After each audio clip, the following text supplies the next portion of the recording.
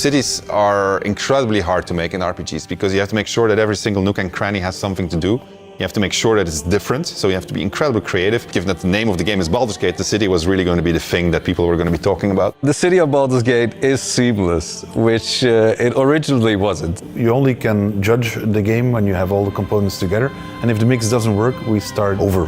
At some point he said, like, can't we just connect everything? And that was a very interesting day. One of the things that's done is it's brought a level of believability and immersion and also complexity that wouldn't have been there otherwise. Now it was this seamless, giant organism, and it really, really felt good. It's being able to look out of a window and see down the city slopes, so you're seeing down toward the docks, and you're like, one of my teammates might be down there. They might be running around down there. We worked on it as a painting almost. You start with a sketch, a very basic line, and then you just start adding layers and layers.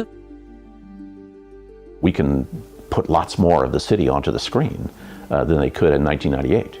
So we can do something that is more immersive, richer, has more texture to it. It feels like you are walking around a place where there are lots and lots of people living their actual lives.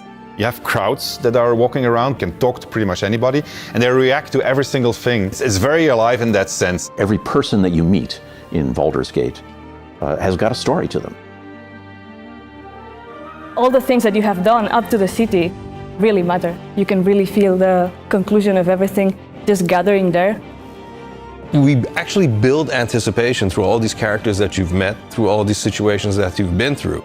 All the stories that you have been following, all the decisions that you've been making, they all come to fruition in that lower city. And the great thing is, if you so choose, you can be another bad thing that's happening to the city. You can arrive and be like, this place is on fire, and then you can throw petrol all over it.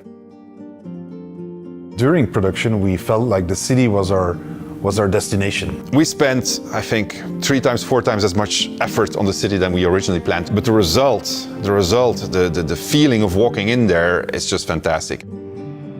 You have this constant jostling of things that are very much of the real world, and then you can indulge in the completely fantastical. And then when you walk into the city, the noise of everybody talking to each other, the knowledge that everywhere you look, you can go there and you can do something, the knowledge that you can fly through it, it's great. So the thing that I was the most afraid of when we started making this game turned out to be the thing that I'm the most proud of.